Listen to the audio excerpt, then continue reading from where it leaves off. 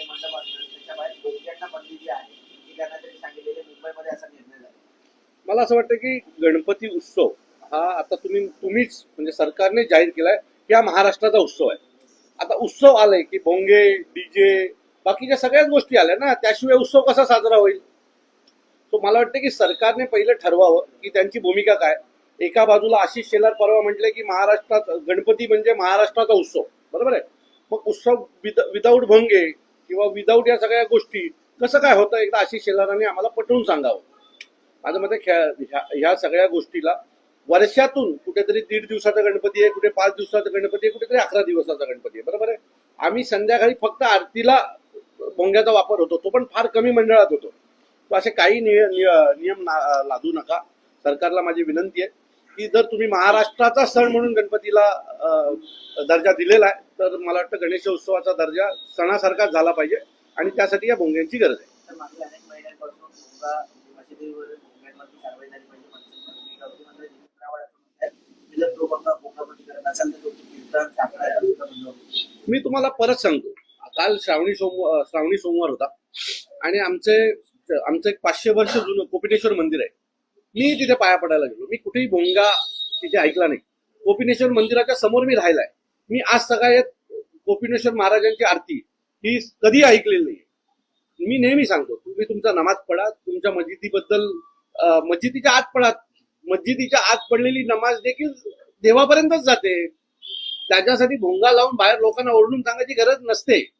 त्यामुळे परत एकदा आमची त्यांना हीच विनंती आहे की मस्जिदीच्या आतमध्ये देखील शांतपणे नमाज पडलेलं देखील देवापर्यंत पोचतं आणि आमच्या मंदिरात देखील आम्ही ज्या वेळेला पाया पडायला जातो ते स्ट्रेट देवापर्यंत जातो. त्यामुळे भोंग्यांची गरज लागते अशातली कुठली गोष्ट नाही. आमच्या काकड आरत्या ह्या ओरडून होत नाहीत. आमचं देव शांतपणे आमच्या आरत्या ऐकतो. त्यावाटतं इकडे दीडसंगा असेल, तुम्ही देखील पाऊल उचललं होतं. अनधिकृत भोंगे, परवानगी नसणारे भोंगे, मात्र गणपती मंडळाचे नवरात्र मंडळाची परवानगी काढून महापालिकेला 20 गोष्टी करून ह्या गोष्टी करतात. त्याला कुठे वर्षाच्या 365 दिवस भोंगे लागणं आणि वर्षातून 5 दिवस किंवा 11 दिवस भोंगे लागणे यात फरक आहे ना. 5 वाजता पहिला नमाज होतो, बरोबर आहे. 6 वाजता होतो. 5 आम्हाला नक्की वेळ माहित नाही. 5-6 वाजता होतो.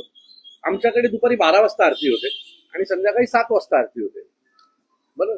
त्यात लोकांना त्रास होण्यासारखं काही नाहीये. म्हणजे सकाळी 5 वाजता जो भोंगा लागतो त्यावेळेला अनेक लोक उठून बसतात. असं अनेक मुसलमान माझ्या मित्रांचं म्हणणं आहे की घरातली लहान लहान मुलं असतील किंवा नवीन जन्मलेला बाळ असतं, तो सकाळी 5 वाजता डचकून उठतो.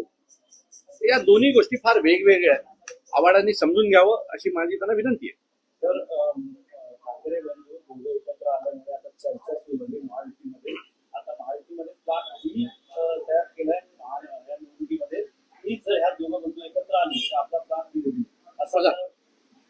ठाकरे बंधूंच्या बाबतीमध्ये म्हणजे मला वाटतं की जे काय सगळं आहे ते महाराष्ट्रातल्या मराठी माणसाने हातात घेतलंय, बरोबर आहे. त्यामुळे BCDEFG कुठलंही प्लॅन जरी केलं तरी आता हे महाराष्ट्रातल्या मराठी माणसाच्या मनात जे आहे तेच होणार आहे. त्यामुळे कुठलाही प्लॅन मला वाटत नाही चालेल असं काही दिसत नाहीये सध्या. एकत्र आले तुमचा प्लॅन असा टाकलेला आहे की सर्व ठिकाणी आपण महायुती म्हणून एकत्र लढणार आहोत. म्हणजे महायुती विरुद्ध ठाकरे बंधू असा समजा. याच्या आधी देखील ते सगळीकडे एकत्र लढले. म्हणजे विधानसभेला ते एकत्रच लढले ना, लोकसभेला ते एकत्रच लढले ना. काय वेगळं करणार आहेत का? जे आधी केलंय तेच ते करणार आहेत. आम्ही काहीतरी नवीन करायच्या तयारीत आहोत. बरं, युती आघाडीचा निर्णय सन्माननीय राजसाहेबांचा, पण असं काही झालं तर हे वेगळं असेल. ते एकत्र लढतायत हे काही वेगळं नसेल. आधीच्या 2 निवडणुका ते एकत्रच लढलेले.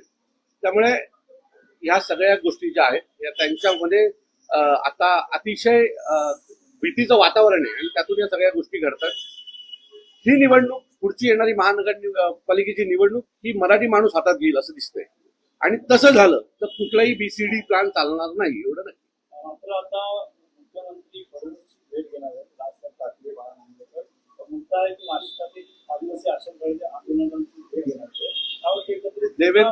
देवेंद्रजी महाराष्ट्राचे मुख्यमंत्री. महाराष्ट्रातल्या महत्वाच्या मुद्द्यांवर जर राजसाहेब जात असतील तर मला वाटतं हे महाराष्ट्राच्या हिताच आहे ना. यात राजकारण काय?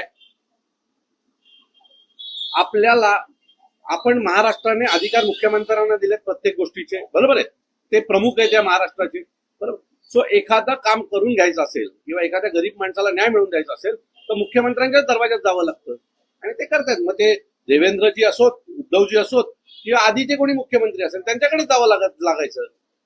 आता असं आहे का की मुख्यमंत्री पद बदलल्याच्या नंतर गेलेत का? नाही ना. याच्या आधी पण काही मुख्यमंत्री होते त्यांना राजसाहेब भेटले होते. अशोक चव्हाण ज्या वेळेला असायची त्यावेळेला साहेब कामं घेऊन जायची, पण मुख्यमंत्री पद गेल्याच्या नंतर राजसाहेब भेटल्याचा काही दाखला आहे का?